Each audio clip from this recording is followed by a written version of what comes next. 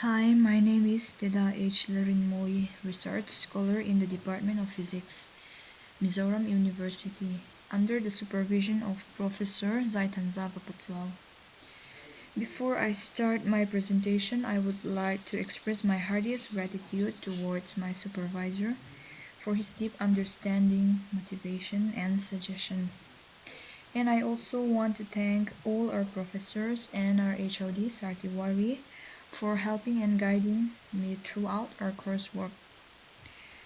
Today I'm going to do a PowerPoint presentation on my synopsis in a video mode, and my topic is Design and Study of Solar Cell Parameter using selected perovskite and halide materials. And here is the outline of my presentation, which include introduction, scope of present study, review of literature, objective, methodology, tentative chapterization of thesis, and references. Now let us start with the introduction part. The main source of energy used in solar cells are from the sun, and it is responsible for nearly all the energy available on Earth, which is the primary source of renewable energy. The United Nations Development Programme in its 2000 World Energy Assessment found the annual potential of solar energy was about 1,575 to 49,837 exajoule, which is several times larger than the total world energy consumption of 559.8 exajoule in 2012. So solar energy is one of the most promising solutions for the global demands for energy. The current global energy scenario and consumption rate is increasing greatly as the tremendous increase in population causes a sharp increase in the demand of electrical energy. In 2016, after another year of rapid growth, solar-generated energy contributes 1.3% of the global power. The energy from the sun is eco-friendly and inexhaustible source that also reduces pollution. So in order to use sunlight for more practical, low-cost, sustainable, and efficient solar cells have been vigorously developed in recent years. Solar cells can be defined as a detector that converts both incoming spectrum into electricity by photoelectric effect. It is an optoelectronic device that can directly convert solar energy into electrical energy and are generally exposed to temperature ranging from 15 degrees Celsius to 50 degrees Celsius and to even higher temperature in space and concentrator system. Light incident on the solar cell produces both a current and a voltage to generate electric power. There are three basic types of solar cells, which are traditional or wafer-based solar cells, which are cut from a silicon ingot grown from a single large crystal of silicon. And the next one is polycrystalline solar cell, that includes amorphous silicon, which are cut from an ingot made up of many smaller crystals.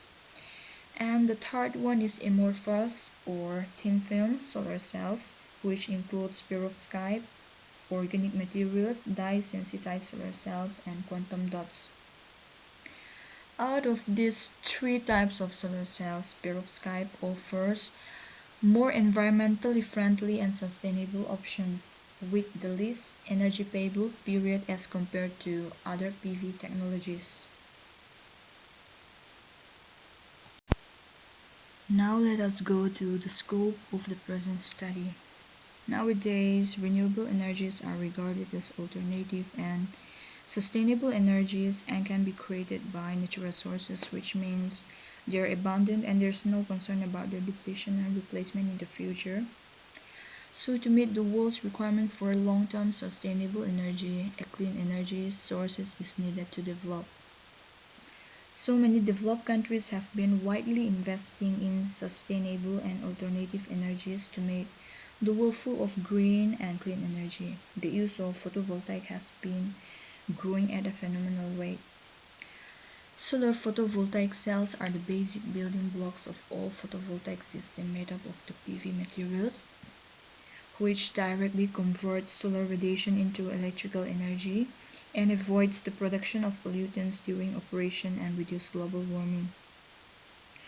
In 2009, Mali-based device, which is methyl ammonium and lead iodide, was first introduced as a promising architecture for high-efficiency nanostructure device, but initial studies only reported PCE of 3.8% only.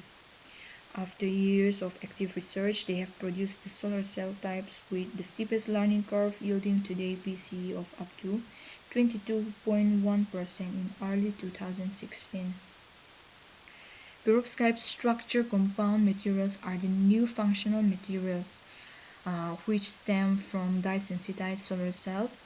The potential of achieving even higher efficiencies at a very low production cost from the perovskite solar cells have become commercially attractive for the startup companies early in the market by 2017.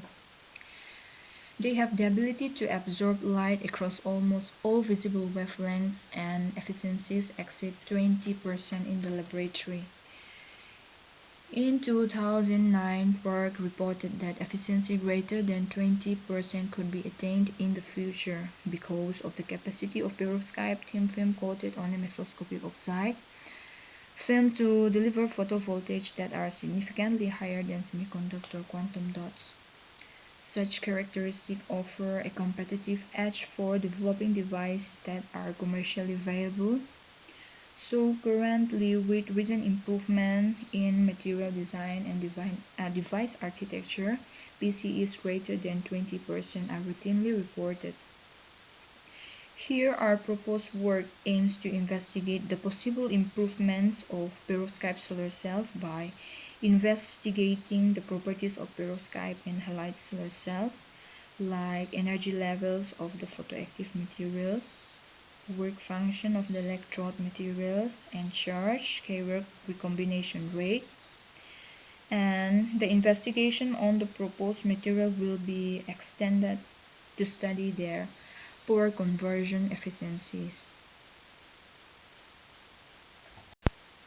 And here is a review of literature, but I won't go in details. But let us look at Miyasaka. In 2009, obtained efficiency of 3.8% from perovskite methyl ammonium lead iodide, which is used as light absorber in perovskite sensitized solar cells, and he also found a photovoltage close to 1 volt from perovskite methyl ammonium lead bromide.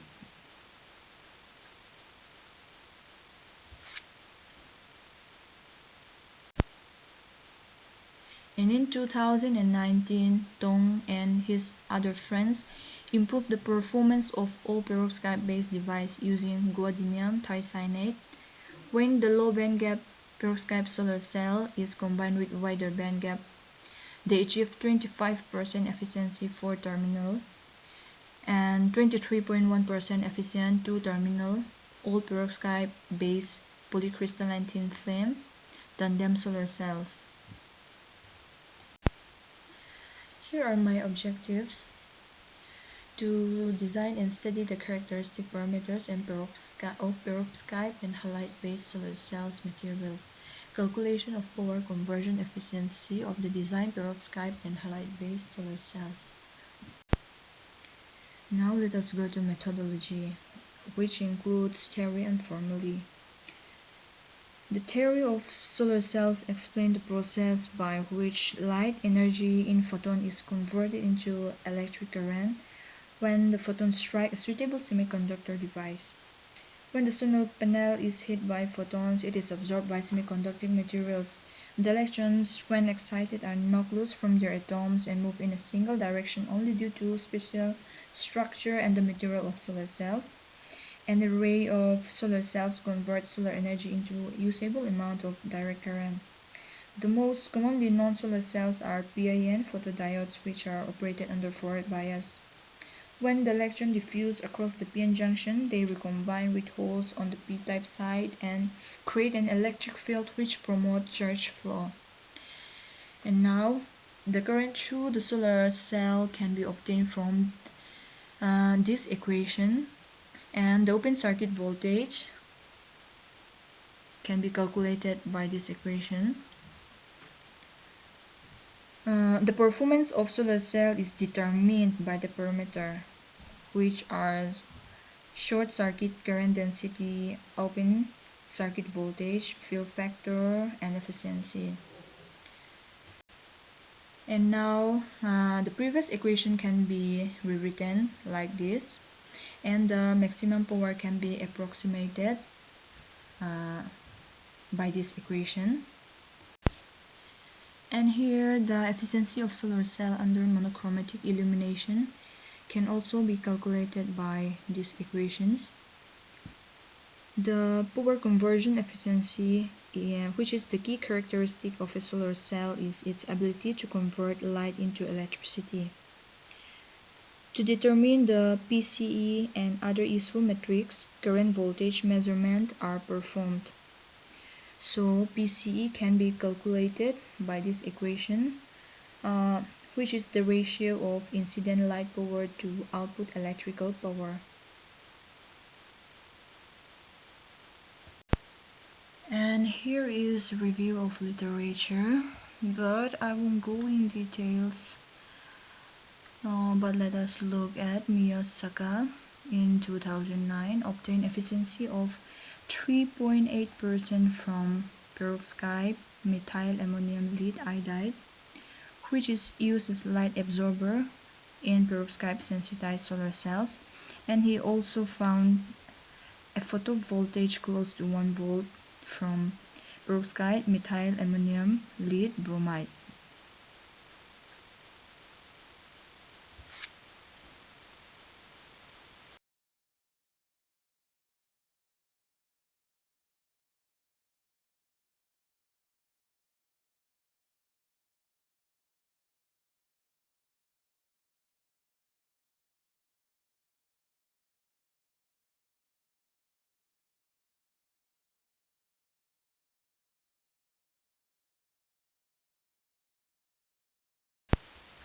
And now here is the equivalent circuit of a solar cell. Here Rs is the series resistance, which accounts for resistance that arise from energetic barriers at the interfaces, and bulk resistance within layers. Ideally, this is minimized to prevent efficiency losses due to increased charge carrier recombination, and can be achieved by ensuring good energy level alignment of the materials used in the solar cell. The shunt resistance accounts for the existence of alternate current pathways to a photovoltaic cells. Unlike the series resistance, this is ideally as high as possible to prevent current leakage through these alternate paths. And here is my tentative chapterization of thesis, which includes 5 chapters. In chapter 1, it will contain the introduction of the present studies and the review of literature related to the present research work. In chapter 2, it will contain the theoretical formulation and design of solar cell materials. In chapter 3, it deals with the results and simulated solar cell materials.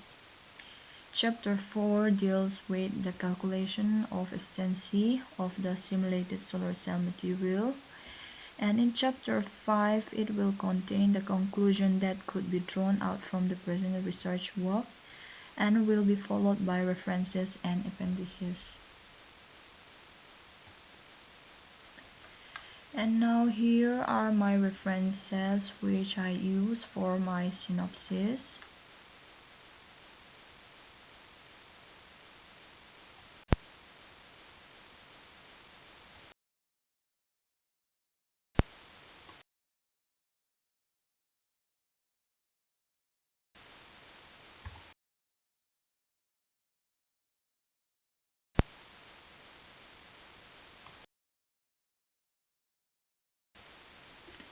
And that's all I can present. Thank you and stay safe.